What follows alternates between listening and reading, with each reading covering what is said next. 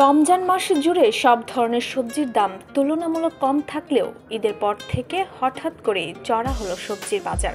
বিক্রেতারা বলছেন বেশিরভাগ সবজির মৌসুম শেষ, আবার কিছু কিছু সবজি কেবল উঠতে শুরু করেছে, যে কারণে দাম কিছুটা বেশি। সরবরাহ বাড়লে দাম কমে আসবে। শুক্রবার রাজধানীর বিভিন্ন বাজার ঘুরে সবজির বাড়তি দামের এমন চিত্র দেখা গেছে।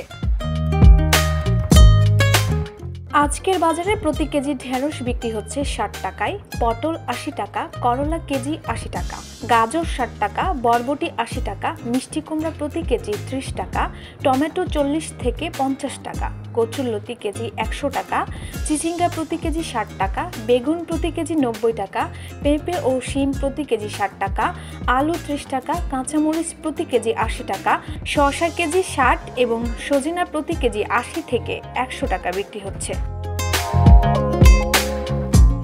জানা গেছে কিছু কিছু সবজির মৌসুম কেবল শুরু হয়েছে।